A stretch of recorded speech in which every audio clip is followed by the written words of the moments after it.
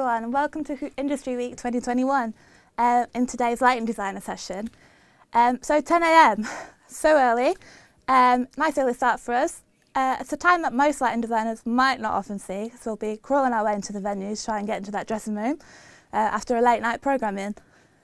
Okay, so we've got a real treat today. Some leading players in the lighting industry are here to talk all things lighting design and technical.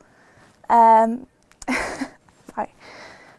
We're joined by award-winning production and designer Dom Smith of Neon Black, whose design roster includes amazing acts such as Billie Eilish, Pharrell, Rihanna, NERD and Blink-182, which for old skate punks like me is going to be super cool to look into. Also with us, we have possibly the most famous ginger beard in the UK lighting industry, if not worldwide, Mr. Dave Wolstenholme, who's a lighting director. He's been programmer on tours such as the Take That Greatest Hits tour, the latest ELO tour, as well as many others. He's got a past history working with Cirque du Soleil, and he's one of the main freelancers for Neg Earth, one of the leading UK lighting rental companies. So before we get started, remember to book on for the future sessions for the rest of the amazing Industry Week lineup. We've got Chris Marsh tomorrow as the front of house sound engineer for Ed Sheeran, so that's going to be a really cool, interesting session. And remember to hashtag IW21, and then there's lots of prizes to be won, lots of competition. So get up to date, get on that, and get on our social media. Cool. So without further ado, let's meet the guys. Over to you, Chris and Dom. Hi, how are you? Good. How are you? Yeah, not bad, thank you. How about you, Dave? Yep, tip top, super smashing great. All good? Yeah. Spending lots of time in your houses, yeah? Very much so. Yeah. Stay indoors. A lot more work than I thought last year, but still basically nothing. Yeah. Yeah. Okay. You know, all is good. Yeah, and Dave just got a puppy, so that's very exciting. It's true, yeah. So yeah. I'm just being woken up at 7 a.m. every day by this biting animal. So yeah, it's great. Amazing. Right, so I'm going to move on and start with the first question, if that's cool. I just wondered if you could tell us about yourself. How did you start out in the industry, and what drew you to working in production and lighting design? Want to go first, Dave?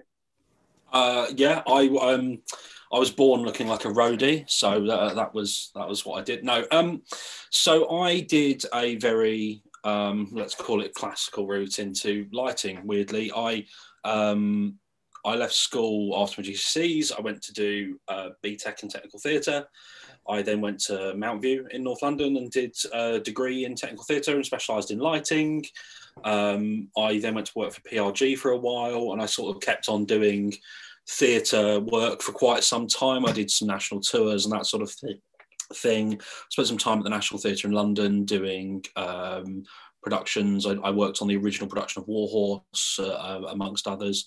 I sort of did that for a number of years, and then went to work for Cirque du Soleil doing North American arena tours for them for 4.5 years as a lighting technician, as assistant head of lighting.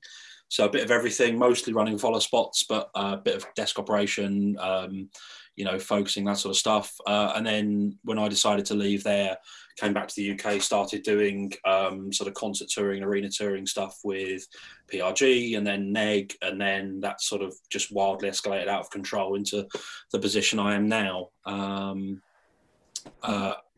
don't really know how I've ended up doing it. It's sort of just serendipity, I think. It's obviously, what made you choose to go to Mount View? What made you, did you just love it from the get-go? There was, this doesn't sound really lazy. At the time, Mount View did a 2-year degree pathway, and I didn't have to fill a UCAS form in. So I thought, well, I'll apply there because that sounds interesting, or I'll just go and get some work. And they accepted me, and I got a scholarship. So I sort of didn't really contemplate going anywhere else particularly, and I'm quite lucky in that, we had a really good course. I've got a lot of friends who are still in the industry and still doing work at a high level, and my contemporaries from other drama schools and stuff, we're quite a close-knit group now, which is nice. Yeah, that's sort of why. That's why I went to Mountview. Honestly, is because it was a shorter degree path and it was very hands-on. You Just know, because wanted I to was get sort of out in chomping the at the, industry. yeah, very much so. You know, I have zero regrets about going there. It was an amazing course. I have absolutely no idea what it's like now, but you know, I was there when we still had the original campus and all this sort of thing. So before they were in Wood Green, they were in a different campus. So we were in both, and then obviously now they've moved to Peckham. So yeah, but no, I mean, I enjoyed it. I met a lot of good people, and I've subsequently met a lot of people who have been there that you wouldn't think of. You know. So yeah, that's sort of my start into it all, was sort of doing that really. That sort of classically go through drama school and do some training, and then come out. I worked in the warehouse at PRG for about a year, and you know, my first job was fixing Vari-Lights. You know, literally building things out of scrap, essentially. You know, we had this enormous wall of fixtures and things like that were sort of just not working, because they were things that would need like a full strip down and change the ballast or whatever it is, and then put it all back together, and it wasn't something they could quite get on top of. So me and a friend, we both started at the same time, basically building Vari-Lights out of spare parts, which gives you an amazing grounding in kind of, actually, this is how all of this stuff works. And you know, and you see enough big tours go out the door, and you meet the crew and all this sort of thing. You see how they're putting shows together. So it kind of, in a way, going and doing another year in a warehouse was as much of an education as going and doing my degree. Yeah. Whereas Dom here. Yes. Slightly being a little bit older. I think at the time that I entered the industry, there wasn't really a massively formal path for university degrees like there is today. I think that's something that came in post my joining the industry. So although there were theatrical lighting design courses, it didn't really appeal to me. My degree's in an entirely different field, but that doesn't matter, it's not relevant. So my route in some 20 odd or more years ago, yes, I'm getting that old, is Don't look it. Oh, thank you, very kind. Is probably the older school, more traditional route. So I ended up sort of whilst at university, sort of ended up working in a venue. I think I'd always been a little bit fascinated by the technical initially. Ended up working in a venue, which is a really great grounding actually in understanding equipment, learning about shows. You see a lot of shows when you work in a venue because obviously every day is a different day. You meet a lot of your peers. It's also where I met a lot of the people who I now either work with or for, because you know, we all grew up together. So you meet a lot of peers, you see a lot of shows, and you get to light a few, you know, in those days you got to light a few shows too, because not everybody had or has a touring LD. So really good grounding. We also did a whole bunch of nightclubs, which is a great place to learn how moving light works, because you can do what you want, nobody cares. So from there, you land your first gig just by, you know, randomly talk yourself onto a tour. And then from there, it starts to escalate pretty, or for me, it started to escalate pretty quickly. It turns out that people like what I do, and that you know, in the end, that is what sells you. I ended up for a few years, I ended up working alongside Brian Leach, who we lost a couple of years back, but Cyan, when he was still an owner of that company, he did a lot of mentoring of young LDs. There's a handful of us that came up around the same time who were mentored by him in different ways. And I think, you know, that was a really important part of my learning, was learning his eye for structure was incredible. I mean, he was crazy, but he had this incredible eye for structure and layout and moving away from the norm, moving, you know, thinking about shape and structure. And he also was really, you know, he was one of the people that taught me that without darkness there can't be light, and the use of darkness as a tool is really interesting. So yeah, and then after that, you know, it starts to escalate.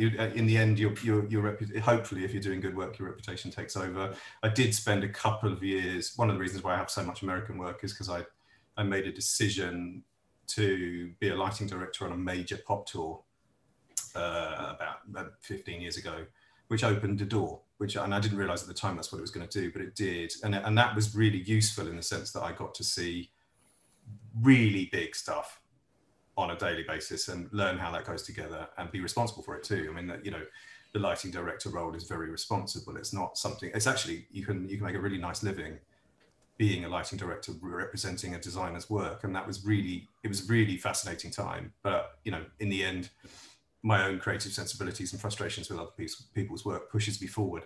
And that's the nature of being creative. You know, we always, I think other people's work is rubbish compared to ours. I think that's supposed to be how it works. But yeah, I mean, that's in a nutshell is roughly how I ended up. Did I set out to do this?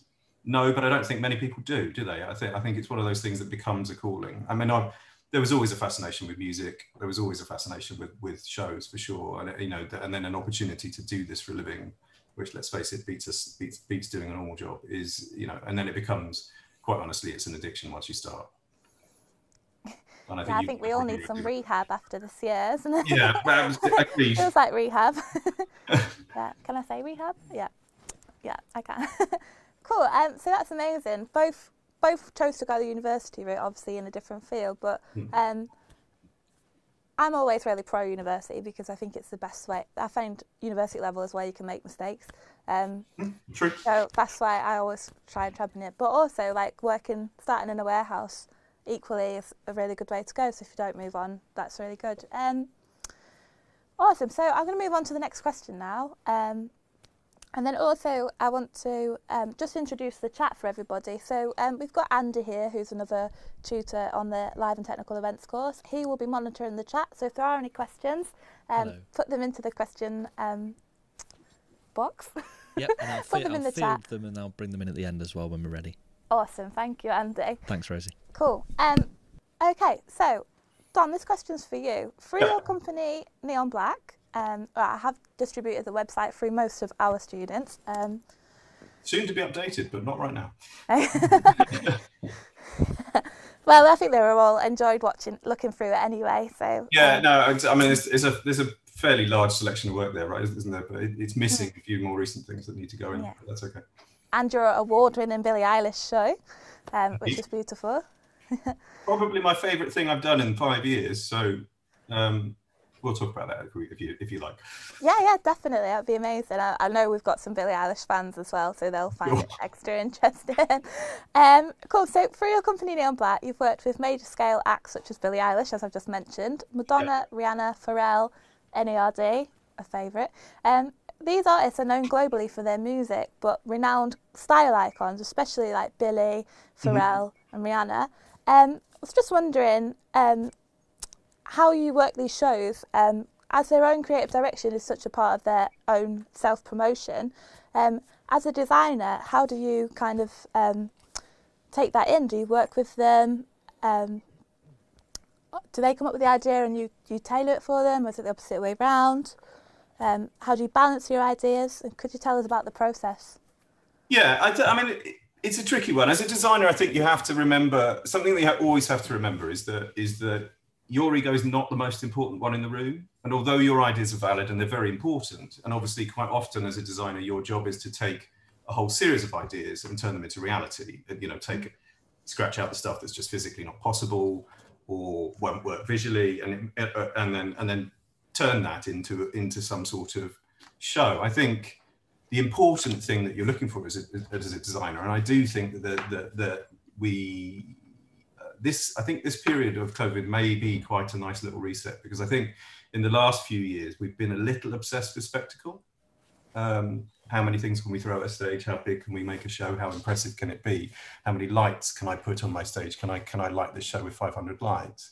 And I think we've started to lose something that I think as a designer is very important, and that's narrative. Our job is to tell stories, but our story is not the one we're telling. We're telling the story of the artist or the whoever it is our client might be. In our case, in music, it's going to be the artist.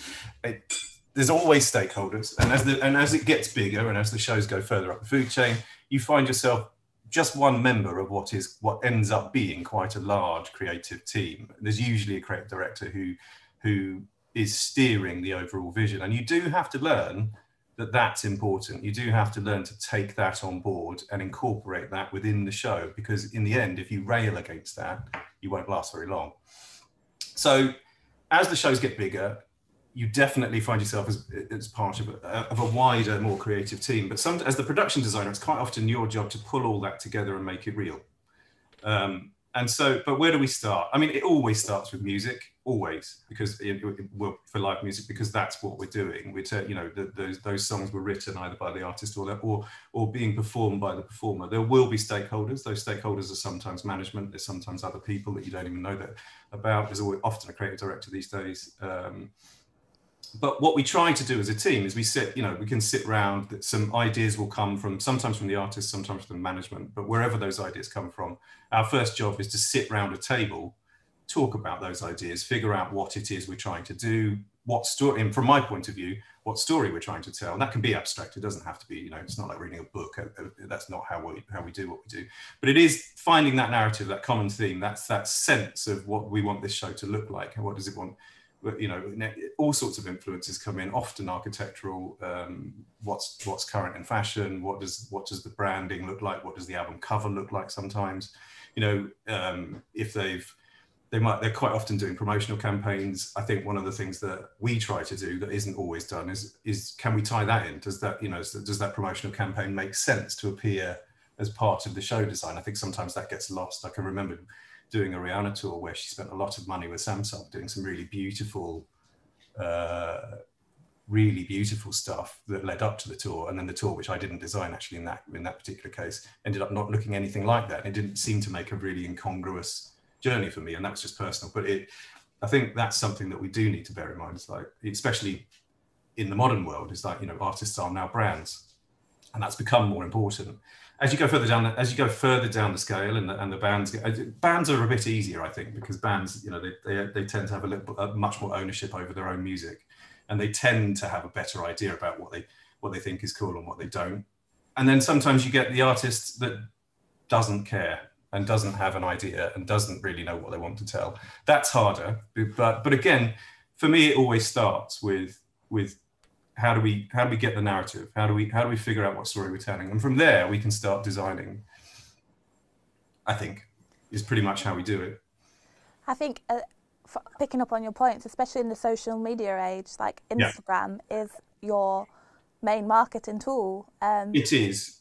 And how you represent yourself on it. So I guess if you can make that fluidity flow into your show as well in terms of adding the marketing. Yeah, and Instagram, truthfully, Instagram has become both positive and the bane of my life, in the sense, as a lighting designer particularly, because you are now having to light shows with that tiny little camera that's very bad. I mean, modern ones, the iPhone cameras are very good, but all cameras struggle in a live music environment, because essentially you've got something very bright at one end of the room and the rest is very dark. And also most people don't know how to make that camera work.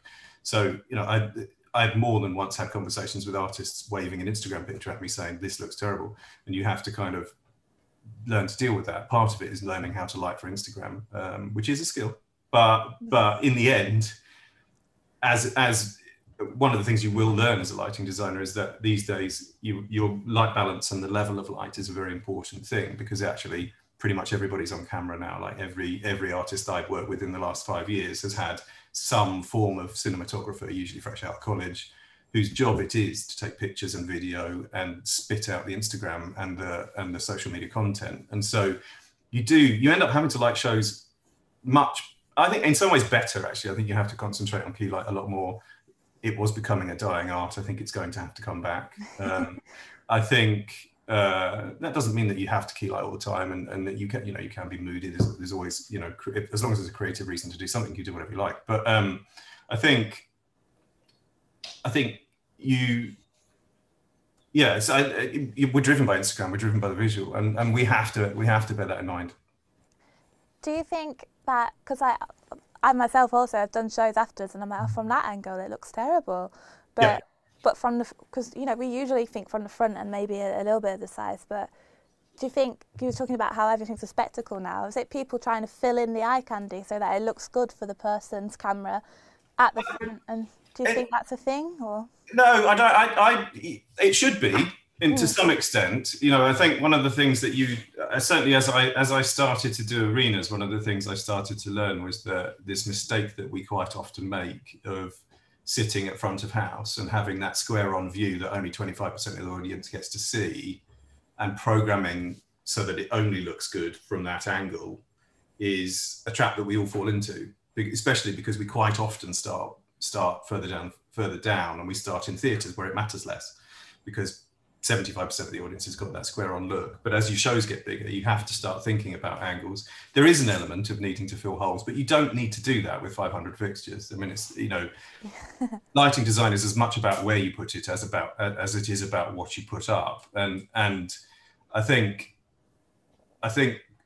the other thing is, like, you know, if I put 500 fixtures in a room and turn them on, it looks good pretty much immediately. But at the same time, I'm overwhelmed by that too, and so is my audience. And I've not left myself I haven't left myself any space for theatre. And you know, that's the other thing we have to remember, is that the show, you know, we should have a sense of the drama. There should be a sense of the theatre. I mean, it shouldn't be about, again, as I said before, is that, you know, if you're adding that many lights, there's probably a hint of your ego that's snuck in there.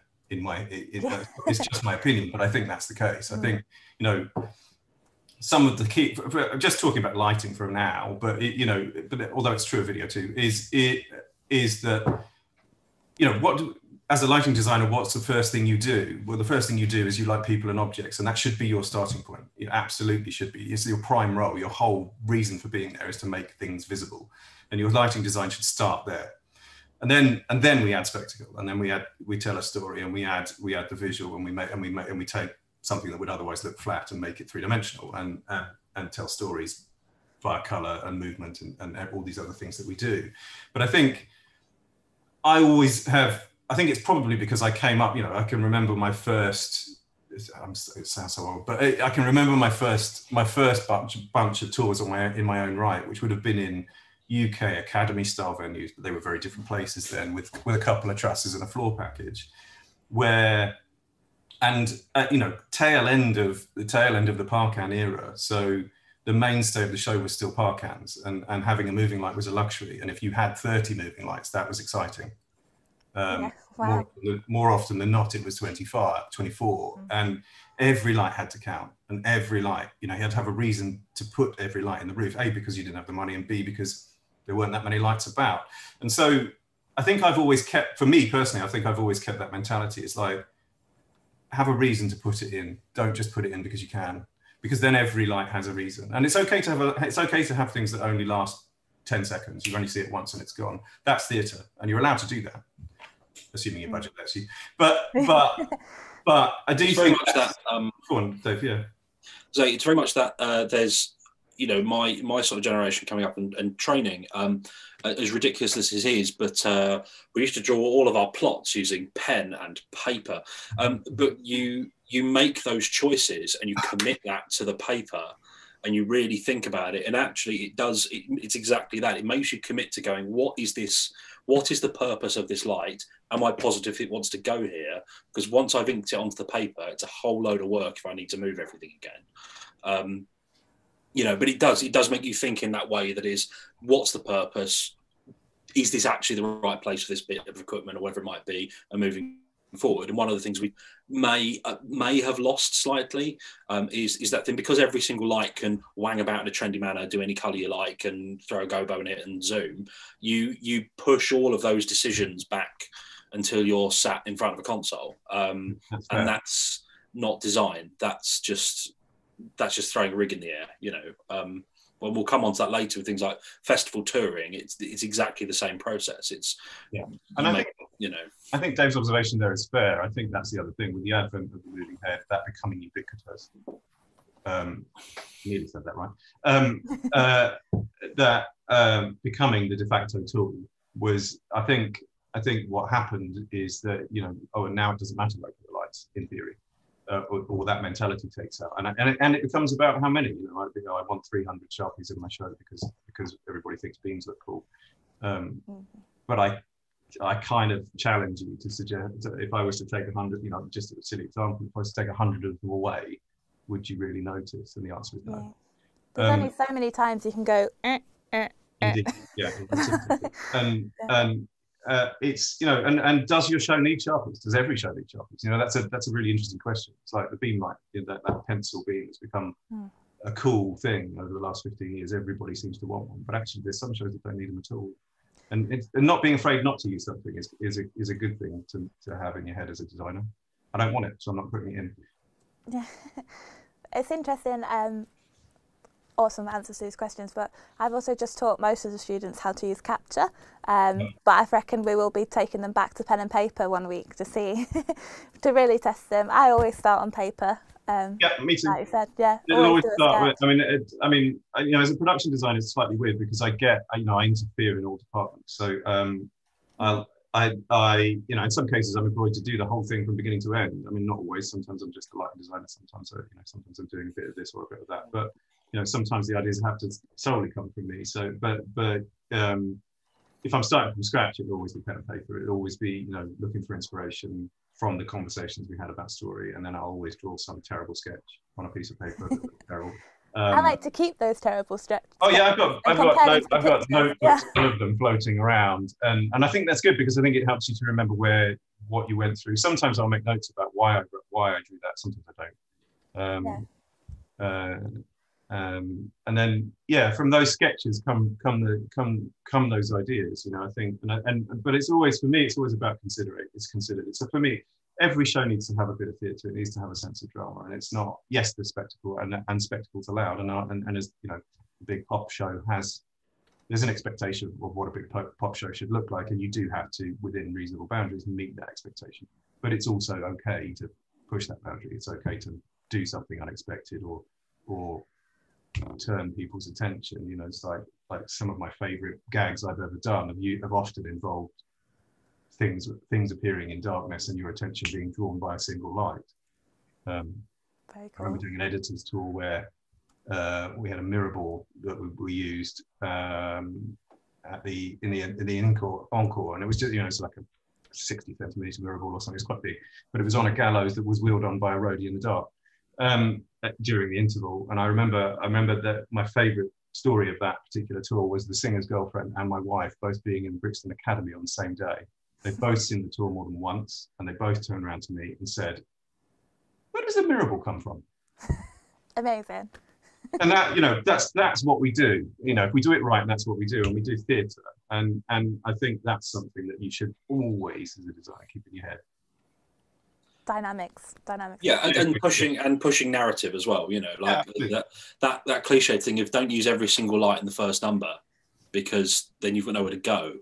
Yeah. You know, it is all storytelling, it is all narrative, but it is flow and all the rest of it. And again, like talking about like gags and distractions and stuff, I did some work with the lovely Paul Smith at Ignition Creative, working on The Illusionists. So I went and lit 2 magic shows, which is very much the antithesis of exactly that. Is trying to work out, where am I lighting so that we don't see the wire, or we don't figure out how they do that trick, or so that they're looking over here and not looking at the stage where they're setting up a helicopter or whatever it might be. You know, it's exactly that. You know, it's theatrical misdirection, isn't it? Look at the left hand, look at the right. You know, and that's from a light, you know, again, not purely from a lighting, because actually the whole production can lend itself to this, but it's that theatricality is something to always try and strive for and to keep in your head. It's like, how do we tell this story? And you know, the story's not always going to be theatrical in the sense that it's going to be, you know, beginning, a middle, and an end in traditional sense. It can be fairly abstract, but narrative is the thing that is the most important thing, I think, as a designer. I am interested now to see if we get any questions in the chat from any student magicians that are like, how did they chop that woman in half? Yeah, right. Like, yeah, I can see that coming. Thank you guys, thank you for the answers. There's some wonderful quotes there, which I'm really going to stress to the students in our sessions, and anybody else that's listening that's interested in design. Just I hope from hearing what we've discussed, like, it does make you look at your shows differently. And they'll probably understand what they're being shown through visuals instead now. So I'm just going to move on to the next question, which is mainly targeted at you, Dave, but obviously it's all of us, so let's go. So Dave, obviously you are a designer as well, and a programmer, operator, director, blah, blah, blah, everything. But yeah. Very available. That's what I am. Readily available, yeah, and on time. I actually discussed with Andy. Andy was asking what medium you prefer, like MA or that, and I said he's basically, if you put a console in front of him, he'll make it work. Was my description of you. Or openly weep into it. It's one or the other. Yeah, tears and electricals. Never a problem there. Might have done it myself once before. Okay. So you supported some major scale shows for Dom and for other designers. How do you tackle such large scale productions? Firstly, as say often in your role as a crew chief or the lead technician, then also in your role as a program operator or director. Right. Well, so we'll start with the crew chiefing thing. So I do a bit of crew chiefing. It isn't something it's sort of something I sort of tangentially weave in and out of depending on size of the show and things. I'm privileged in that my position doing a lot of work with NEG and with other companies is that I tend to get put on things that are going to be a bit tricky or need a friendly face for the LD or, that sort of thing. So, I'll go and do like big, bands who are doing their big Brixton show. I might go and be the crew chief on that, or go and do some gaffering on a TV job or something like that. That's very kind of people orientated. The thing about being a crew chief is it's 90% people. It's knowing your timing, your management, your and what needs to get done, and also kind of a sense of what the LD needs in the way of support. Looking back at when we were putting Take That together, my crew chief on that was Antti Saari, who had a very interesting time because Antti is normally Iron Maiden's crew chief. So very different camp, very different group of people, very different style of show, very different lighting designer. So kind of working that out to go, well, actually, what does Al need to if we want to move some stuff, we want to do X, Y, Z, and when can we fit this around the production and dealing with other departments, all that sort of stuff. It's all about people. It's all about communication. Keeping an eye on that big picture is the key. Exactly. It's real big picture stuff. And the ability to pack a truck properly. That helps. Yeah. Because, you're also dealing with, you might be dealing with 20 or 30 locals at a time as well, or trying to get 2 trucks sorted out or anything really. So it's kind of a bit of everything, but 90% of it is people skills. Knowing what lights are going to go up where is great. And obviously that's important, but actually knowing the inside of a moving light, not really, because you're probably going to have a moving light tech, or having someone in a harness. Well, you've probably got someone for that, or it's kind of figuring out all those things. Obviously I'm quite lucky in that I generally do some larger scale stuff, so we've got a team of lampies and each has a specialism. Sort of somewhere in between those roles is where I've sat for a long time, which is being front of house tech. So I will look after the LD at front of house, set up consoles, do rig checks, make sure everything's fine, might like the support act, that sort of thing. But it's an interesting corridor sort of between crew chief and operating, and is exactly how I've ended up sort of going between one and the other, which is you're very much looking after the LD out front. It's that thing of, I describe it quite a lot as being sort of 40% guitar tech and 60% lampy, because you're making cups of tea, you're making sure they're all right. If they need anything, if there's a problem with the rig, you're generally the conduit back to the crew chief and the crew to deal with X, Y, or Z, or you're going off to see another department to have a chat about something. I did the previous Take That tour I did, Wonderland, was Tim Routledge was lighting it and was operating as well. So I was sort of there as a conduit for dealing with that. And I had a Blackjacks guy I was dealing with, a lighting crew chief, talking to the video guys about their integration with our system to make stuff work. So it's very people focused. With in that role for me, there's a lot of networking and a lot of that sort of stuff. But really, that's how I approach it. It's organisation, it's planning. I like to, if I'm putting rigs together, I like to plan them and build them in such a way that essentially that I know that I could put this together with a massive hangover. So by extension, my local crew could probably have a go at it and get it together and it'll be fine. So it's kind of working out methodology and systems and that sort of thing. But big picture stuff. How does this truss go together? Not how how does this moving light work, and where have we plugged it in? It's like, actually, you know what, we kind of, if you're logical about it, it's fine. So kind of that's the crew chiefing thing. It's just being nice to everyone, or trying to be nice to everyone, knowing when to put your foot down, knowing when you need to go and have an argument with a rigger about why these points need to be moved here, or we need sliders on this or whatever, and also making sure everyone's happy and everyone's, you know, got what they need to do their job.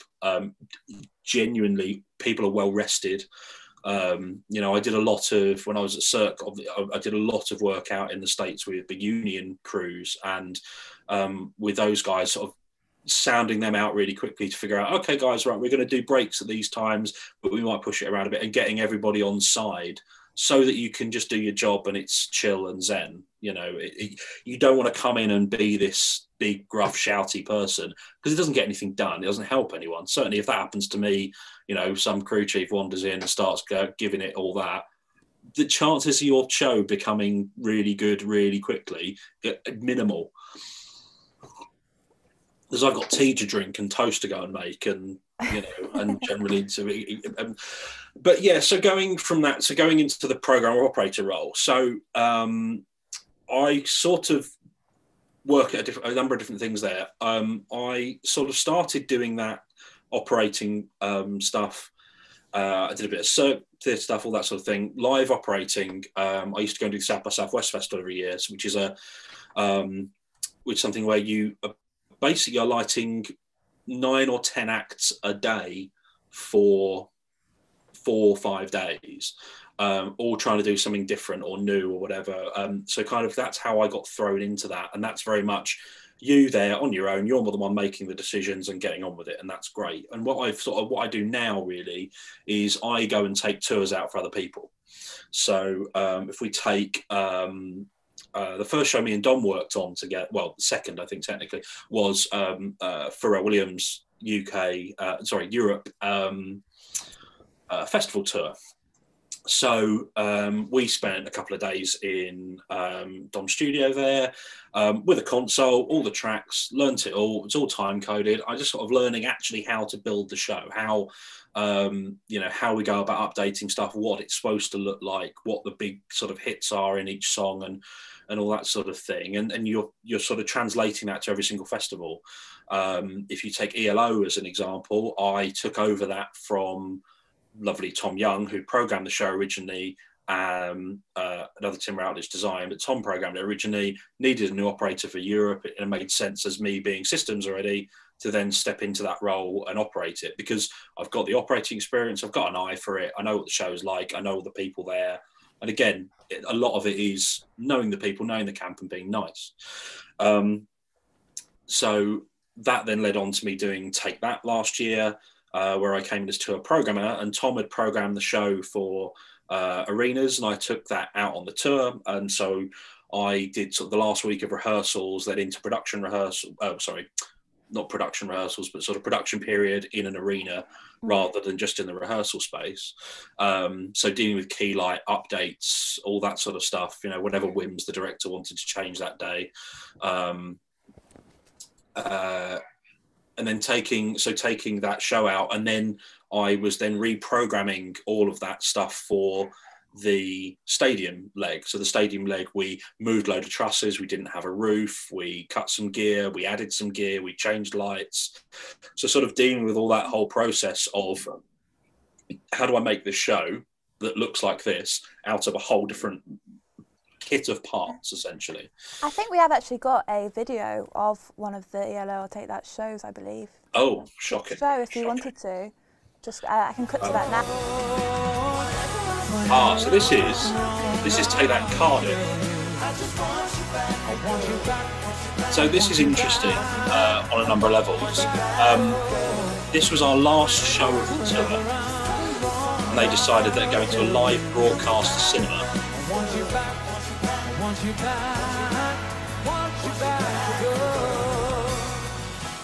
So, number of hilarious things about this show in Cardiff. Last day of the tour, the only stadium in the country where you can shut the roof. So having relit the show for outdoors in the middle of summer, we're then back into a dark room again. which is not without its problems. We've then brought in band extras. I've got a second lighting operator with me who is just looking after all the extras we added for the audience lighting, and he's basically exclusively looking at monitors for camera, key light level, all that sort of stuff. So I'm sat running my show essentially. Well, Al Gurdon's show. Al's on comms with him only, and they're just adjusting levels and cameras and all this sort of stuff is kind of how that worked. But yeah, it's an interesting place to be. That was a very stressful 48 hours for me redoing it, because we maybe had 2 days to relight 4 stadiums, including a dress rehearsal, before we did a show in a stadium, and then I had less than that to then basically try and make it all work in the dark again. So yeah, going as a program operator is an interesting position. Again, it's all about organization, it's all about workflow, it's all about timing. You sort of want to, the expectation generally is you're going to be turning up. You might turn up a bit early in the morning and help set front of house up.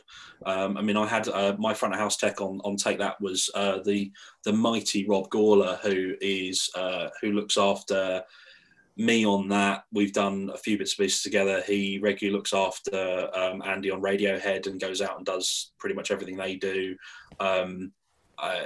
Much better operator than I am. Just really, really lovely people to go and hang out with. So, I come in and help Rob do that, or we might do a few bits and pieces, but there's generally stuff you'll be expected to sort out. I will generally sort out things like test patterns and stuff, so you can start an on-PC console back in a rack somewhere, and first thing in the morning, and as the trusses go up, you can see everything going through and moving around, and it works, and you go, okay, great. So I don't have to be there first thing in the morning to flash my whole rig out or insist the truss comes back in because that doesn't work and all that sort of thing. So there's a bit of all that.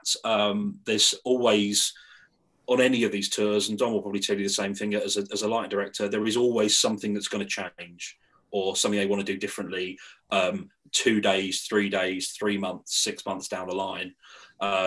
So, it's constantly kind of updating those sorts of things. We were lucky on Take That. It's a very tight-knit show, and it was rehearsed to within an inch of its life. So once we were out, it generally was the same. But there's always something you've spotted or added, or I need to make that a bit bigger because they're not hitting the mark properly, or any of this sort of thing. But you kind of sit in this very middle ground of technician and programmer, and having that very technical eye to it, and also having to look at that show objective every night and go, is this the best it could be, and is this exactly what the LD wants? And so occasionally having to make those decisions on the designer's behalf, because the designer won't be there. And when we did Pharrell, I think that's a good essentially relighting the show every day, Dom is in another country, so doing something else. I think that's the important part. One of the most important parts of being a lighting director. It's a very responsible role, because you have twofold thing. You've got to you're responsible for making that thing happen every day, and if something goes wrong, they're coming straight to you before they go anywhere else. And then also is, I'm going to be honest, when a tour starts to roll and you've been out there 6 weeks and you haven't been home and you're all a bit tired, everybody moves towards the path of least resistance. You get lazy, people try and make the easy decisions to make their own lives easier. It's perfectly understandable, because everybody's tired and nobody wants to work that hard all the time. And one of the big jobs of the lighting director is keeping people focused on the important, is making sure that the things that really matter don't slip, because you never know when someone important might walk into that space. And when we say important, we mean management. It could be the LD actually, that they don't always turn up announced. They usually do, but they don't always. But you've always got stakeholders. There's always someone, even as a designer, you have stakeholders above you, people who care about that show just as much as you do, but they funded it. And if they walk in and don't see what they're expecting to see, the repercussions can be fairly serious. And as a result, people can lose jobs. And it's a tough part. The toughest part of the role is during that 5th or 6th week, when everybody is sick of listening to you and is tired and doesn't want to do it. is finding that way. And it's part of the reason why being nice and not shouting is very much the secret. But one of the secrets of that particular role is finding the way to keep people motivated. It does mean not being a stickler for the unimportant. You know, there are things that don't matter that much, and being able to spot the difference between something that's essential and something that doesn't matter if it's 3 feet to the left is quite an important part of that skills base. But it's also being prepared to stand up for the things that are important, especially on the day when the rig doesn't fit. Yeah, it's always the worst day, right? Yeah, I mean, it sounds ridiculous, but there are going to be days on every single tour. Like the show has to be designed for the biggest spaces. Generally speaking, you don't always design for the super size, but you're always trying to, your main aim is to get a show that goes in every day. But there are going to be venues on every tour where it doesn't fit as planned because the rigging's not right or the space is too small. And there are going to be some very important things that need to be in just the right spot on any show in order for that to work. And that is the day when most people go, I can't be bothered with that, I'm going to move it 3 feet. And that 3 feet could make a big difference to the impact of the way the show looks, and also the time it takes to focus it. And that in itself is important. You know, the other thing to remember is that tours are a running business, and every extra minute or hour that gets added costs someone something somewhere, particularly if your load-in takes 3 hours longer than it's supposed to. That crew call has suddenly become very expensive. So it doesn't seem as glamorous, I would say, the idea of being a lighting director. I think everybody sort of comes into this thinking that being the designer is what we want to do. But I think there are a number of things. There's a couple of observations I would make, but my main one would be that actually, if you want to be a good designer, you really do have to understand how it all goes together. And the only way to learn that is to go out there and do something that's not design. It's actually to go out there. A good role is, if you can make yourself a good operator and responsible individual and be presentable and nice and likable, then you're going to find operating jobs. And that's a really good place to understand how tours go together, how the politics of the arena works, how it all goes together, because there's more to this job than just drawing pretty pictures on paper and coming up with CAD renderings, and a fundamental understanding of how it all goes together is a really big thing. And it's actually, I think it's an underused, undertaught skill. And I think there are designers out there, I'm not going to name them, who don't understand that. And as a result, ask for the impossible and often get grumpy when they don't get it. And it's because they just don't have a grounding in how this works. Amazing, thank you.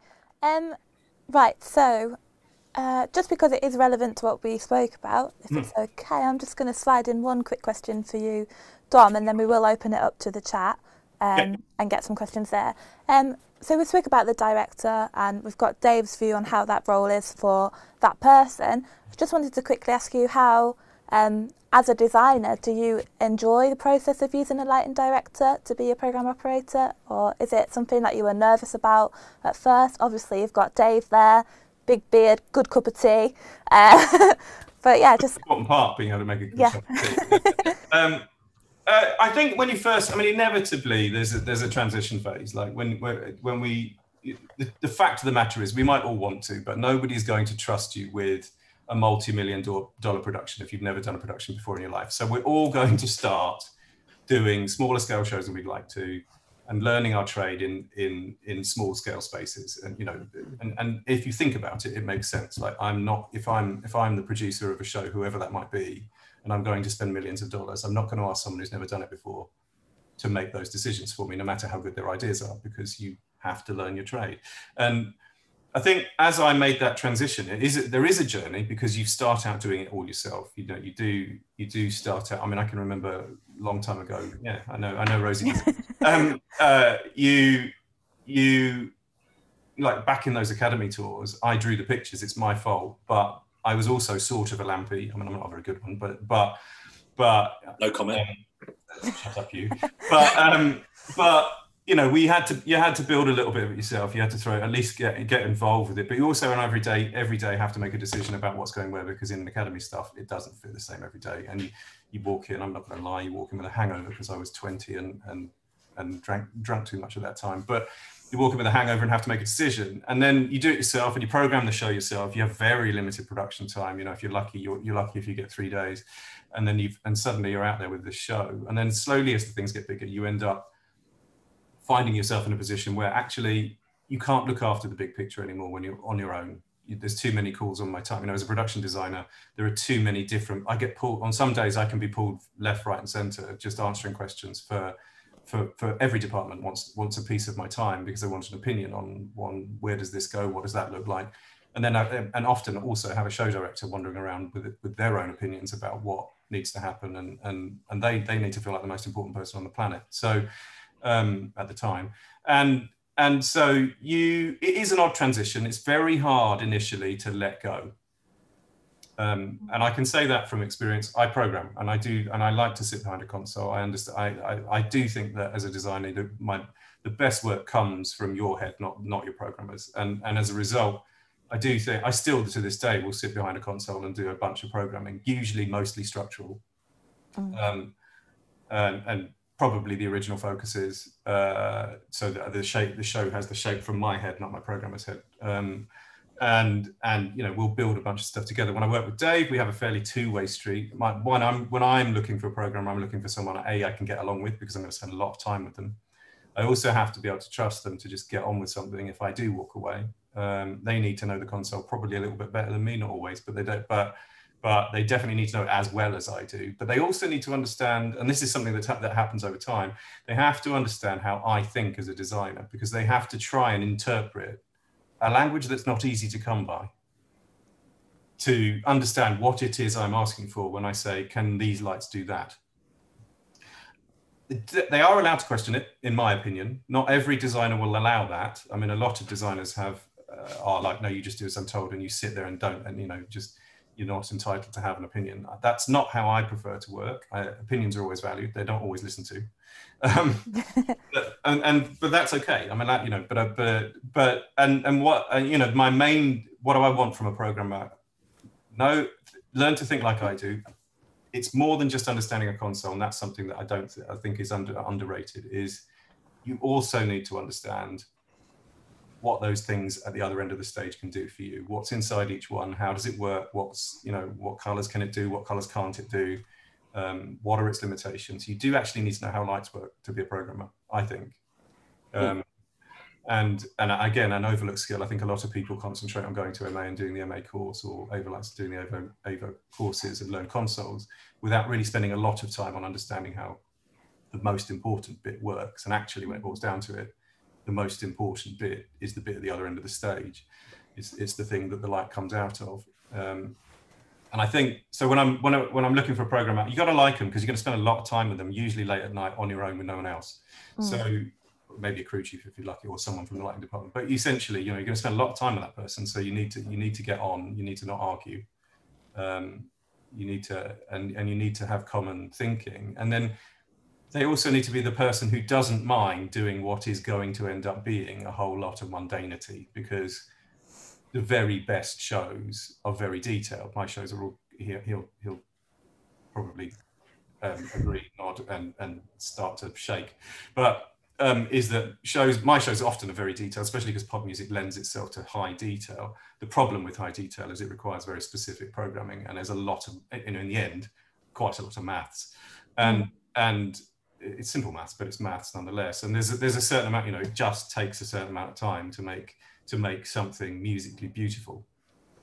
And that's, yeah. I mean, we had yeah, go on.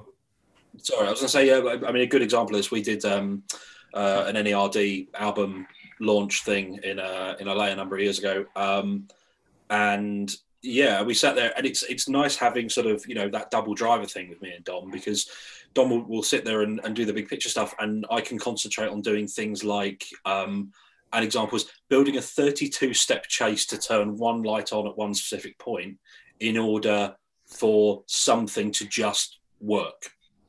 Because of the time involved. Yeah, we don't do that. I mean, we only do that if we have to. But it, you know, sometimes that level of detail is what you need, and that level of detail is very time consuming. So, you know, the prime function of a programmer is to take that mundanity, that you know, that eats up, probably ate up an hour and a half a day's time to just kind of figure that out, keep trying it, find the maths of it to make it work, and then we have to figure out how to trigger it and when, and that in itself is tricky. But that kind of mundanity and that kind of, especially if you work at that level of detail, which is what we always try and aspire to do, is time consuming. And you don't want to be stuck on that one thing for 3 hours and not move on from other things. So that's one of the most powerful things that a programmer can do, is take that mundanity away, go and solve a problem. Like, I've got this problem, this is what I want to achieve.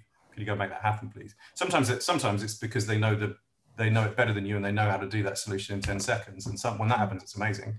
In other cases, it's like, no, you're just going to need to go and do this really boring thing that makes it, every other light in the rig change color slowly over time, and you can't do that with an effective. Yeah. So it's just. I think speaking to that as well, it really depends on the LD as well. Obviously me and Dom have a great relationship in the way we do it, but then say if you take Al, or if you took like Patrick Woodruff, it's very much, I kind of want it to look a bit like this. And as the programmer, you're then expected to basically just deliver something and go, what do you think? We might tweak it a bit and then we'll move on. Whereas the very other extreme of that is someone like the lovely Richard Larkin, who looks after Biffy. And if you haven't seen any of the Biffy live shows, do go and do it, because it's incredible. Richard is amazing at what he does. None of it is time coded. It is beautiful. He is absolutely one of the best operators on the planet. He still operates a console as if it had 150 bar cams attached to it. It's like it's glorious. It's all manual bumps. It's all old school flash buttons using movie lights in a very unique way, and it's always spectacular. I love Rich, and Andy's one of the nicest people on the planet. But it's true. But there are extremes. There's not, we're not saying there is one way to go about doing any of this. But and certainly it kind of scales as well. Certainly, I went to cover a show for Rosie some time ago in some little venue, and on a desk I don't know. So I had the in-house guy. I went, right, I need this. Presents me something, great, I'll have that and that. Can I have that on a bump button, that on a bump button? Great, right, next song, lovely, let's do the same thing. And it's, so it kind of is, it's about learning how to take all of these sort of different methods and finding the best way to approach individual shows or individual problems.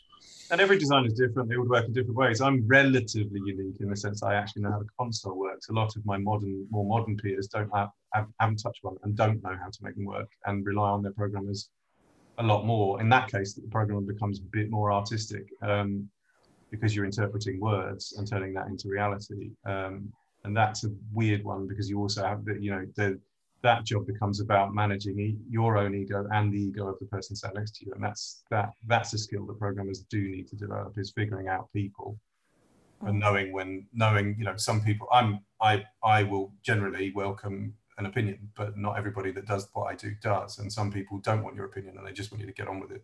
And some of the people only have a vague, Patrick's a really good one for kind of going, I want it blue. And then the programmer ends up having to figure out what that actually means. And that's a skill with the programmer. It's not easy. Definitely. Thank you, guys. That's so awesome. Some really good key points there that I hope the students are noting down. So we're going to move over to the chat now. And are we quitting? Oh yeah. Andy? Always have a notepad next to you. Yes. Sorry, speaking to exactly that. Because if you can't do something right away, write it down and do it later. But always have that pen and paper next to you.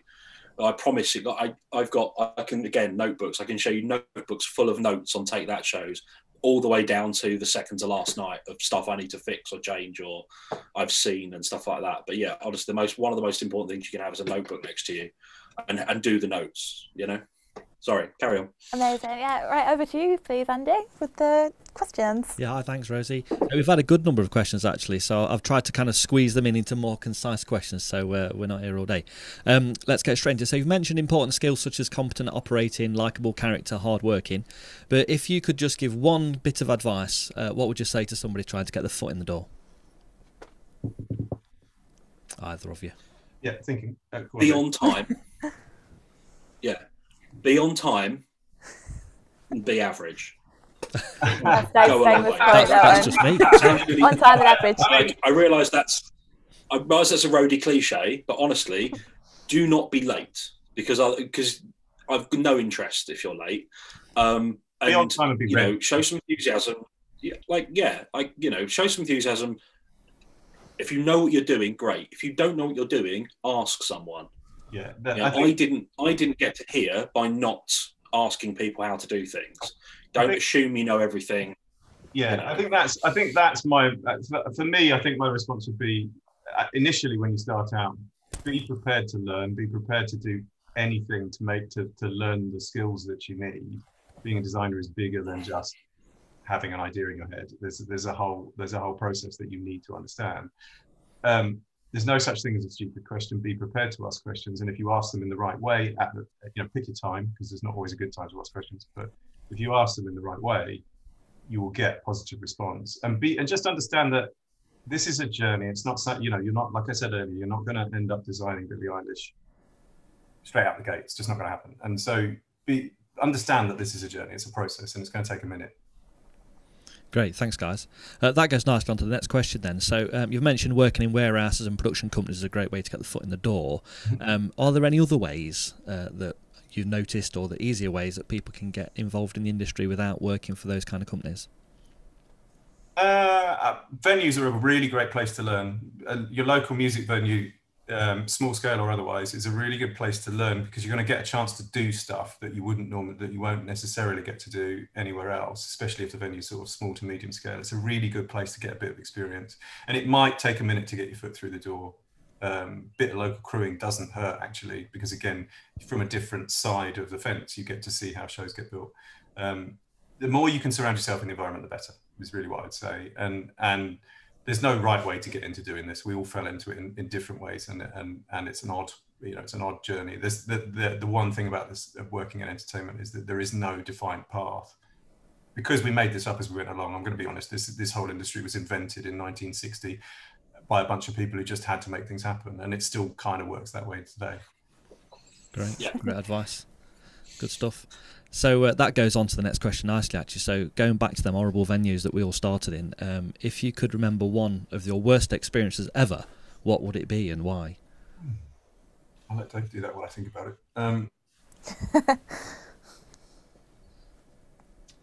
So I'm thinking back to those times when nothing works and the power keeps tripping because the venue's not been sorted and the wrong tech spec. And one of my worst experiences is actually not in a small venue, but I was operating for a friend on an Alicia Keys tour in the middle of Asia. It's the first show I've ever done for that particular artist. Very significant show. I'm in Korea, I think. Everything's been good. It's been a challenging day, because it always is over there, just getting stuff working. And then first beat, first bar, first song, the entire lighting rig switched off, apart from a follow spot. And I had nothing for 3.5 songs, which doesn't sound like a long time, but I tell you, when you've got absolutely everybody, including the production manager, stood behind you going, what's going on? That feels like a very long time. Small venue stuff, that's a constant battle. Like I don't think that I would call that bad days. I would call that, I think that's a test of your patience. It's also a test of your skills base. And I think that's a really good place to learn how to deal and manage with people, because you're going to go into some venues that are amazing, where the house tech is great. And you're also going to walk into some places where the house tech doesn't care, because the budgets aren't there to fix stuff and everything's broken. And then you've got to figure out how to get the most out of that person who's also done an 80-hour week. Doesn't want to help you. Yeah, great. Yeah, I think interestingly, I remember more bad days on the bigger things than I did when I was sort of coming up and doing those smaller venues. I used to work at little sort of council-run theatre things, where you might get a bit of theatre one night and a band the next night and whatever else, and some of it might be really horrible and there might be some horrible track packs. I don't honestly remember any of that. I can tell you some catastrophic mistakes I've made recently. I mean, I may have accidentally, for a very short amount of time, parked every attribute in the rig at 0 in the O2 for Take That, which is awkward for everybody involved. But especially me. But it's one of those things. The other thing I would say to that is you need to learn to move on from it really quickly, because it's one of those things. If you have these mistakes and you're doing it in a live show, you need to just let it go, because you've got other things to deal with. And the worst thing, and I'm very, very guilty of it, and we all are, because it's human, but they snowball into other mistakes, or you beating yourself up and therefore you miss something or whatever. Learning to deal with that and being able to be sort of that calm under pressure thing. That comes with there's a mistake, let it go. because you need to be moving forward constantly. You know, you can't do anything about it. That's the beauty of doing what we do. It's all very transient. If you have a bad venue in a bad show in a rubbish venue, you know what? You're not going to be in that venue tomorrow. It's largely irrelevant. Right, great. Throw it behind you, move on. Yeah, great. So on the flip side then, what was either of yours favourite experience and why? Meeting your heroes, that sort of thing, someone's asking. I think to do this well, you can't be too affected by fame and idols. I think you ought to be very careful about putting your idols on pedestals. I think if there's someone that you really idolize, you should probably avoid working for them, because they will almost certainly disappoint you. And I don't mean that in a bad way. They are just human beings, and it's better not to put that to the test. I think, you know, Billy was a very focused individual. She's the most focused 17-year-old I've ever met in my life. Having said that, she still only has a 45-minute attention span. She's very focused. She's wonderful, actually. She's a lovely person. But, you know, I think you have to just remember that they are just people, and that's how you get the best out of it. It's like if you keep them on pedestals, you're never going to get anything done, because you can't. Because you'll not be able to talk to them for a start, and that in itself is dangerous. Yeah, there is that. David, have you got any favourite experiences from anything in particular? Sort of favourite venues, perhaps? I love favourite venues. Albert Hall is I've got another question. I still love going into a proper old school Frank Matcham design theatre. Yeah. You know, going into like the Colosseum, or going to His Majesty's in Aberdeen, or any number of those beautiful venues. I love that. I did a couple of days in the Palladium last year, and it's nice because it's a lovely venue. It's full of people I know and like, and that sort of stuff. And that they're the best days. You sort of wander in and have a good time with good people. It doesn't really matter to me about the venues. I don't particularly like touring in Italy. Apart from that, I think. Yeah. For me, my favourite mostly the lack of toilet seats in Italy, weirdly. I think my favourite moments. I think that it's non-specific, but my favourite moment as a designer is that first night. Is the first night. I mean, it's also a very nerve-wracking night. But for me, the first time you reveal that creation, however long it's taken, you know, in some cases a poplar has taken 6 or can be 3 months, but certainly 6 weeks to build. The first time, that moment that the lights go down on that show for the first time, and a number of people, and it doesn't really matter whether it's 1,000 or 80,000, but that first time, that first audience gets to experience the thing that you were responsible for, or at least partially responsible for creating, is that's my favorite moment. Is that, and when a gag works for the first time, when the penny drops with an audience and they didn't notice what went on before it, you can't beat that feeling when you go, yes, that worked. Great. It's also, on the flip side, when it doesn't work, that's really depressing. Yeah. Yeah. So that's that kind of... Oh, sorry, go on, David.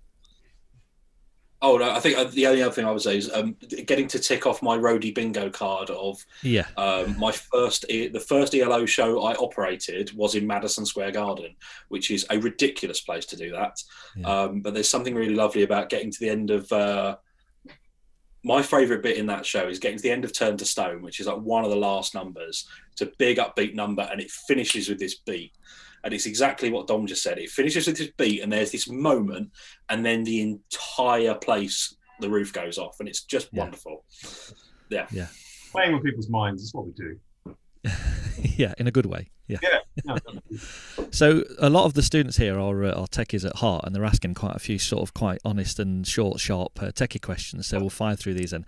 So what's your favourite console and why? MA products currently. A, because I know them inside out. B, find it hard bearing in mind that a lot of the stuff that I do is on a fairly large scale. Not all of it, but most of it. For me, a console has to be transparent. So it needs to not be in the way between me and creativity. And for me, the MA is the console that does that. It's not perfect. There are problems with it, but that's true of any other platform. That said, I can make pretty much any console work, because the thing to remember about a lighting console is it really only does lights on, lights off, and time. And if you keep that mentality, the rest is just syntax. But in the end, MA right now because it is the market leader for a reason. I mean, basically. Yeah. My favourite console is a Strand 520, because it's just wonderful. This DOS-based thing, you could access anything. It still does stuff you can't do on an MA. Yeah. However, in terms of modern consoles, I'm a big Hog4 proponent. I like programming on that console. I think it's lovely. I think it's really good. Equally, pretty much exclusively everything I do now is on MA for the reasons that Dom just said. It's not very often I get a choice in what console I use. And currently, it doesn't matter. Again, talking to, as Dom said, don't become an MA programmer. Become a console programmer. It doesn't matter really, truthfully, if it's on an Avo, a Camsys, a whatever. I can make a show out of any console because they're doing one job. So don't get it into your head that you can only program an MA. Great. In the end, the only difference between consoles is syntax. They all will. I could get the same show out of a Hog, out of an Evo, out of an MA. Some make it easier than others, and some of it's about how your head works. Yeah. That's the difference between Avo and MA people. Yeah, different brains. So, on a similar note, then, what's your favourite fixture and why? I would. If you'd asked me 20 years ago, I would have said something about a very light. These days, I think that's a difficult question to answer for the very reason that we live in a very homogenized environment right now. So everybody makes the same versions of everything, and also not getting too fixed on what a fixture is quite important for two reasons. The first is, whilst I like to have the latest toys, and obviously being who I am, being as experienced as I am, I get approached by manufacturers all the time showing me their latest toy that they want me to put on a show, but the chances of you actually having the budget to do that every time, pretty much zero. So for me it's about the right fixture for the right job. That said, in terms of just visual aesthetic, if it's got a tungsten lamp in it and it looks cool, I will almost certainly pick it. I mean, I would probably still say the VL5 because that is beautiful. In real terms, at the moment, probably Camsins are up there. Just great workhorses, really because it's all LED. It's really uniform across the beam and flat, but also really uniform across the rig. I had a bunch on Take That. They look exactly the same on the last night as they do on the first night, which is kind of what you want. I think the advent of LED has made that better. I think in the days of discharge where lamps would age at different rates, and the sheer amount of heat inside that fixture and the dust and everything else, you could never guarantee that you had even if you started an arena tour with brand new lamps in them, which when you have an ego like mine, you can do that. But with the advent of LED sources, that's much more consistent. I mean, whether it's consistent over a long period of time, yet to be determined, but certainly at the moment, because everything's new, that you get a much better consistency with modern fixtures for sure. Yeah. So that goes on to kind of fixture choice. Also, go on, David. I was going to say that, and I'm still a big VL 3500 fan. It's very old, but there's still nothing quite like that big, chunky bit of light that comes out the front of it. It looks really cool. It's a very blunt object, but certainly in an arena environment for music, there is even 15 years later, there's still not really anything. Yeah. Oh, they've still got 3 on Les Mis. Right. I still draw them on rigs today. So there's everything you need to know about that light. So when it comes to fixture choice, how much is budget and influence, and could you give us an average sort of budget cost on a one show Alex design for an arena, for example? Tricky, because budget is everything, and it will be the fact of your life as a designer is that everything is budget these days, and for the next 2 years, which I'm sure we'll touch on in a minute, is going to be even more so. You are not, I think it's inevitable that as we come out of COVID, the conversations are going to be centered around wanting to spend less money. They're often going to want, I suspect it's going to start with, can I have the same amount of kit for less money? And the answer is going to be no. But average budgets is very variable. It's because it's so dependent on ticket price, number of people that can come in the door. Big pop tour, I could be spending upwards of 60 grand a week just on lights. I could be spending, but I've also done arena tours that had budgets of 15 and 20, and that that, you know, that sometimes is what is the biggest limit to your creativity, is just in the matter, you know, you might want 400 lights, but you can only afford 100. Fixture choices, I have preferences. The Ayrton range is what I generally would draw as my first choice currently, because I like the product range. It's solid. One of the facts that, but if we're brutally honest, one of the things that I'm comfortable in my own ability as a designer to create a good show from whatever you put in front of me, and that's something that comes with experience, but also knowing products and what they can do for you. When it boils down to it, there is very little difference between a moving head spot from one manufacturer to another, and a beam light, and there's going to be features inside each one that I prefer over others. There are some, but you know, I will choose based largely. Sometimes I'm forced to choose just because what's available off the shelf in a rental company, and that's a reality too. Yeah, sort of availability as much as anything else. I can ask for new toys, and if the tour's big enough and has big enough budget, I might get them. I don't think that's going to happen for the next 2 or 3 years. Yeah, it is ultimately that, you know, if you go, I want to have this, you draw a plot and they go, actually, can we substitute? You know, if we go to Christie, I know that I'm going to get offered Vipers. If I go to Four Wall, I'm going to get offered Mavericks. If I go to PRG, I'm going to get offered Best Boys, roll my eyes and say, try harder. But, you know, purely, and it kind of doesn't matter in a lot of ways. Yes, all preferences, but, you know, generally we're building shows around maybe 4 different gobo looks. And that sort of thing, and with the, you know, it's an interesting thing going out to like LDI or Plaza now, because every manufacturer is producing the same light with a different gobo core in it. Truthfully, yeah. And I think in the end it goes back to, like, you know, there are some things that do, you know, just like cars or anything else. You know, there are some cars that are better at doing some things than others. It's the same with lights. There are some, as you use them over time, you'll find things that you prefer and you'll find things that you don't like so much. But you are at some point going to have to use them all. And you know, design is about the right type of object in the right place, and that's actually what is more than what it is in terms of, you know, is it a very light spot or is it a row base spot? You know, not much.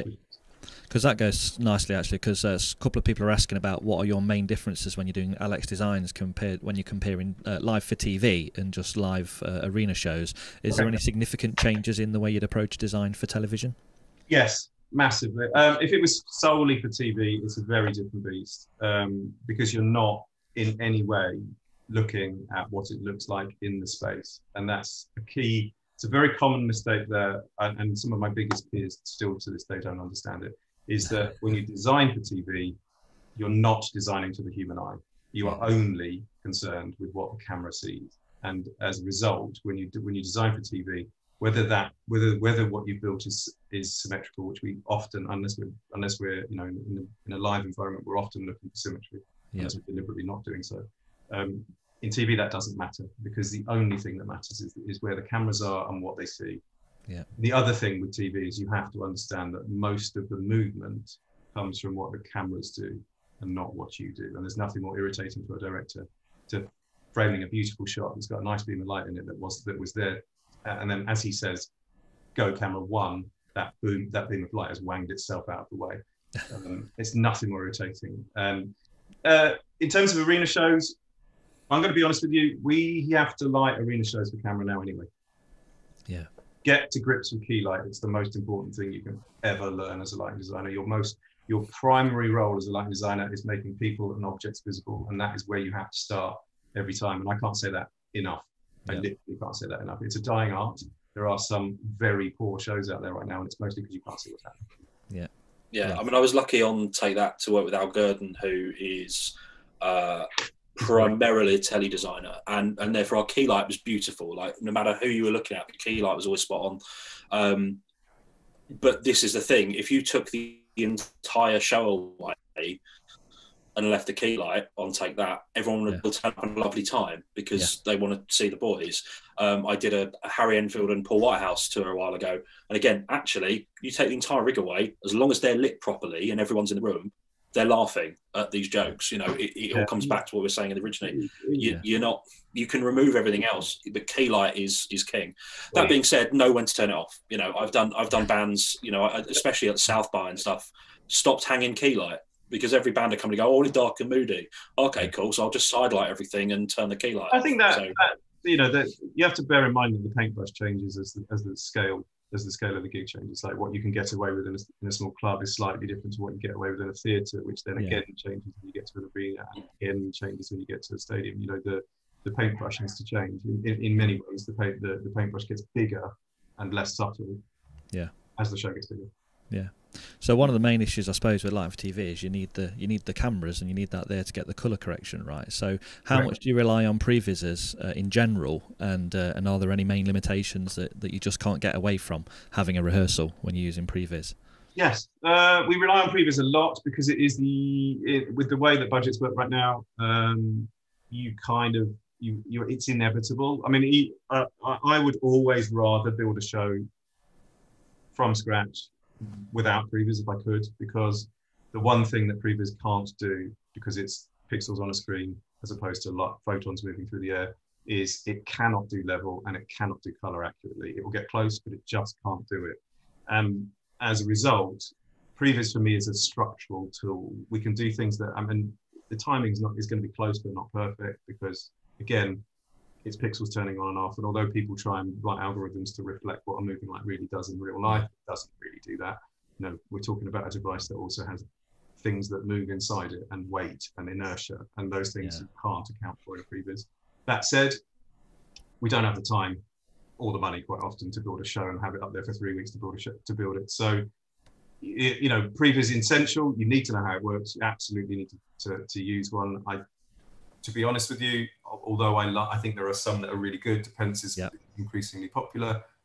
I'm not going to lie. I'd be lying if I said to you that quite a lot of shows I build are just built in MA3D, because it does enough.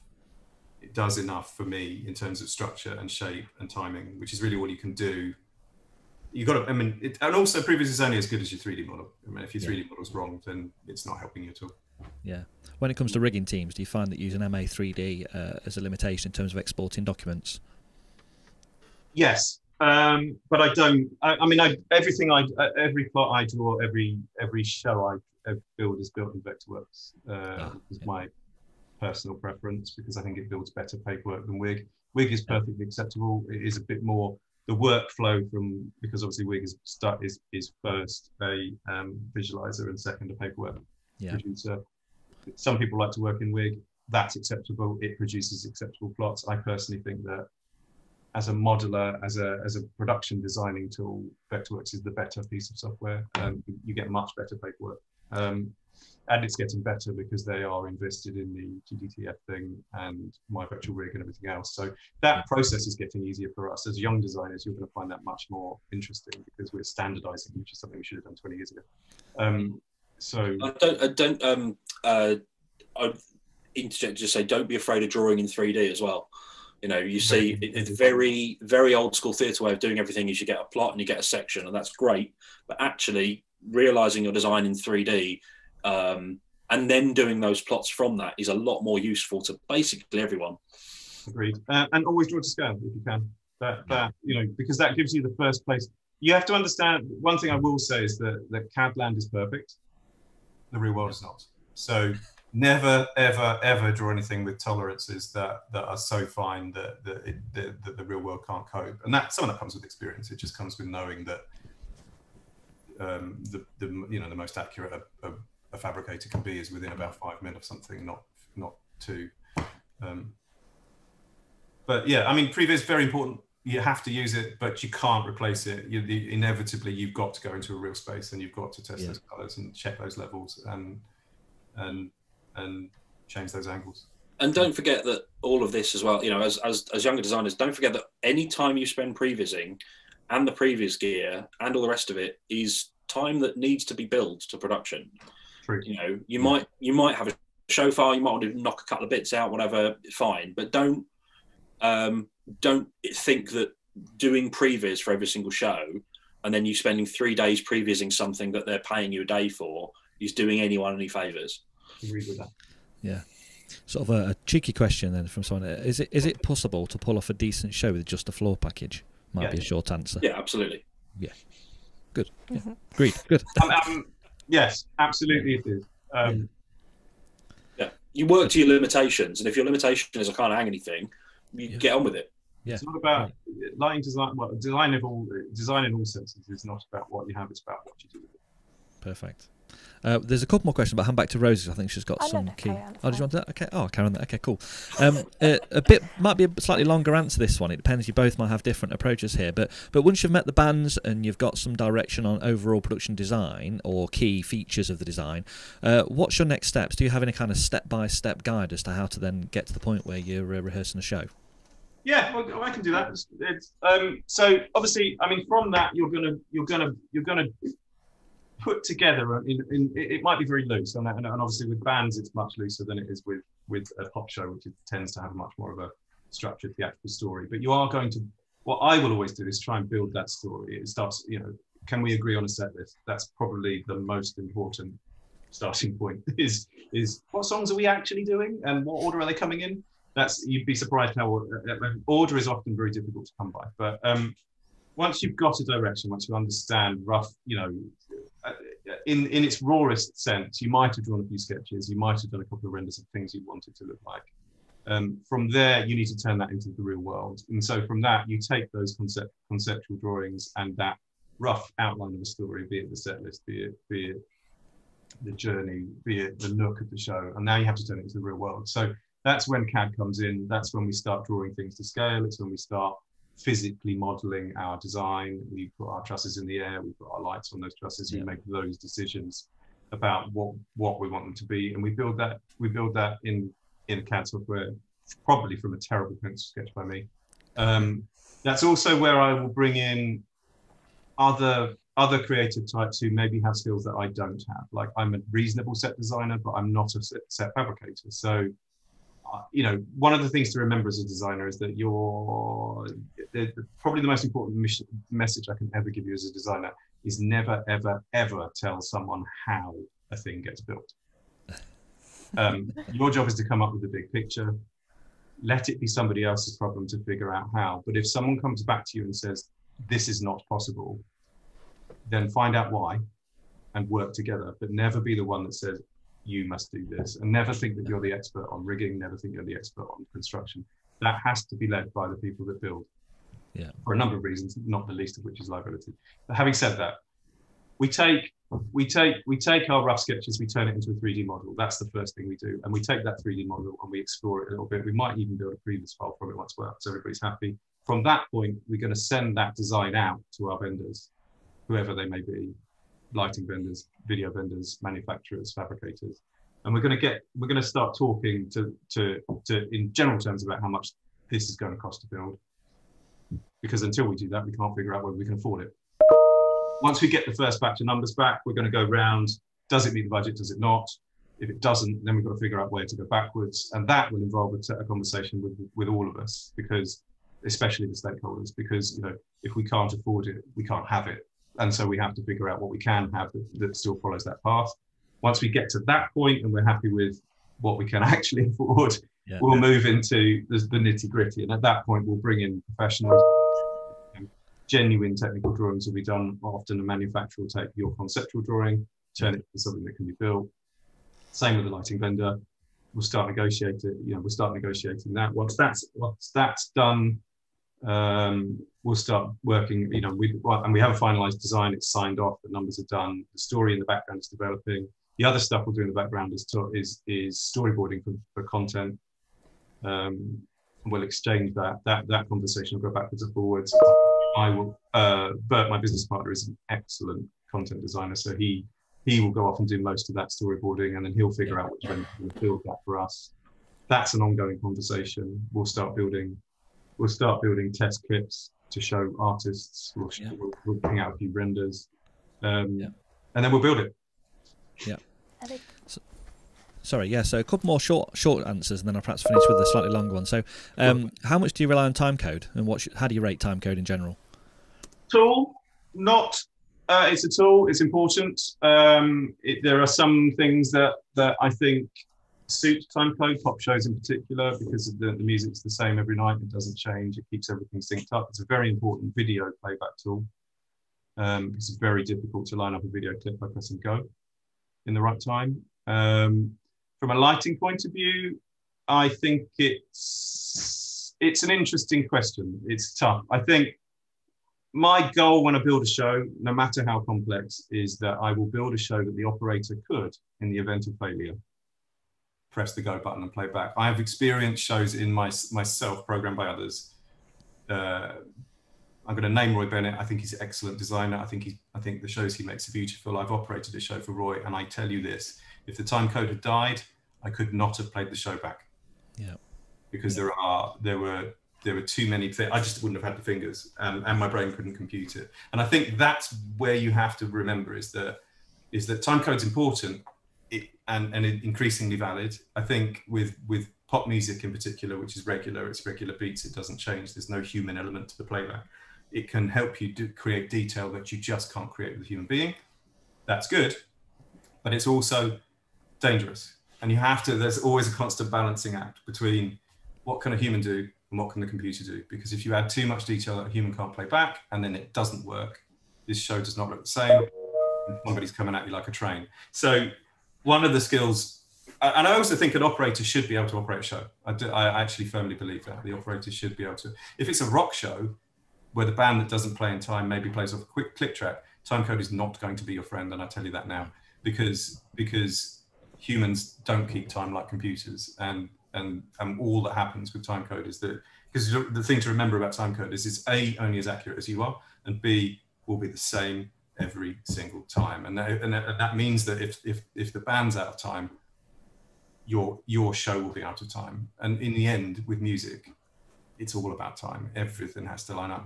Every cue has to have a reason, and that's my other thing. What I would say to you as a designer, is a lighting designer in particular, is if I'm pressing go, what's the reason for doing that? Yeah, I'll leave that question for you to yeah. In terms of my experience with it, most of the stuff I operate is on time code. I mean, take that last year, big pop show, big clean kind of look stuff. It's exactly what you're going to use time code for. Could I have operated it? Most probably, like 90% of it. The other thing as well is that on that show, I'm calling between 12 and 14 follow spots. So I really kind of don't want to be running the show and trying to deal with that at the same time. It's a lot of rubbing your belly and patting your head. It makes the operator's job easier. The other thing is that, the other advantage of time code is that it does mean that the operator, who has, as Dave quite rightly says, has a number of things taking their attention. It helps you to look at the bigger picture. Yeah. And it doesn't get nervous. Yeah. Yeah, true. It does eliminate your nerves a little bit for sure. When I first started doing this, time code wasn't a thing. No, we didn't. We just didn't make shows that way. Shows, time code has made shows more complicated. That in itself is a good thing and a bad thing, and it's it's great. It's a tricky one. Final question then. So this is perhaps, I don't know how long we'll talk about this bit, but what do you think the next big thing is then? Is it augmented reality, live streaming, virtual headsets, 3D worlds? Where do you think we're going to go next? Is it still going to stay as arena tours? Yes. So the short answer to that is yes. Because I think humans are social animals, and I think one of the things that is becoming very apparent, actually, if you pay attention to the streaming market, which I think a lot of people thought might be our hope of having work, is that the successes in that market right now are very small. They're very few and far between. There are some who've made money. Dua Lipa's a good example. Billy's a good example. But in most cases, the ones that have made money by licensing their product to a TV company. The main reason Dua Lipa made a load of money is because she licensed that product to an Indian TV company. Billy sold herself to Apple, and those streaming things have made a lot of money. I've done a couple of them. I know a lot of my peers who've done them, in which it's very hard with streaming to monetize it, because everybody thinks the internet should be free. Yeah. And we just don't have an established method by which to sell it. We're all trying to use platforms that are inherently free, and as a result, it's not been that successful. And a lot of artists have found that the cost of doing, to the level at which they expect the show to be done, the cost of doing a stream is comparable to building a live show. And the problem with it is you can only sell it once. So it's very hard to make money. That said, I do think that we are going to see an increase in the amount of streamed shows done in a live environment. I do think that's going to happen. I think because it's a way to bring secondary revenue in to those that couldn't buy a ticket for a show. So I think the advent of the DVD dying, but I think that will be replaced by live shows. Yeah. I mean, the other thing to think about in terms of streaming is, like, if you look around, TV studios or TV channels don't make music shows anymore. They just don't. And it's because nobody watches them. And the reason nobody watches them is because it's just, and I think we will all say this, is that it's just not the same as being in the room. Yeah. Just not. Yeah. So streaming, yes, it's important. Do we need to know about it? 100%. XR, going to become a very, very important tool for marketing style TV performances. I think you're going to see more Katy Perry style, or Billy did a bit of it. You know, I think we're going to see that used as a tool within the promo campaign, the TV performances on your chat shows and stuff like that. I think you're going to see a lot of that. So it's technology you need to know how to make work. I think that's also going to be very important in the corporate market. Yeah. Will it work in a live environment? No, it just doesn't, because of the nature of what it is, unless you're going to do something backstage, which you might do, but you probably wouldn't have the budget for. No. It's expensive. Trust me. XR is a eye-wateringly expensive experience. Yeah. Yeah. Also, words to the wise about that sort of thing. I was chatting with someone a while ago about some big thing. I think it was Madonna or something, when they did a virtual thing. Don't forget, it's really, really, really important that if you want any of that to be convincing, if you want it to be abstract, it's not a problem. If you want any of that XR stuff to be convincing, you need to light the stage in the same way that you're lighting the content. Correct. Yeah. Otherwise, it just looks like content on a screen. I think the other thing with the XR, I thought Katy Perry, which was the big first reveal of the technology to the outside world, I thought Baz did a very nice job with it. But I think they made one very important mistake, and this again taps into my obsession with narrative, which if you let me talk for hours, I will just say the word narrative 100 times. Yeah. But is that it only really works for me if you don't break the fourth wall. And I think one of the big mistakes that Katy Perry's experience did was that they revealed in the first shot that she stood in an LED box. And I think that would have been significantly more magical if you hadn't seen. I got the idea of the narrative in the sense that it started and returned to a place, but I think that performance would have been much stronger and would have wowed people more if keep it digital. It kept it inside the box, and you never knew that she was actually, unless she was sharp-eyed, you never knew she was stood inside the wall. Yeah. Fabulous. String is hilarious. That's great stuff. Good stuff to think about, certainly in terms of the future. Okay, we'll hand back to Rosie now. I think that's it for my questioning. Thank you, Rosie. Okay, guys, amazing. Thank you for your questions, everybody that's watching, and thank you guys for answering. We are going to have to wrap up now because we are going slightly over time. We can talk forever about this stuff. There is so much more. I've got some more questions as well, but yeah, thank you so much, guys, for giving us your time, and I think some incredibly valuable insights to lighting design and just the lighting industry as a whole for our students.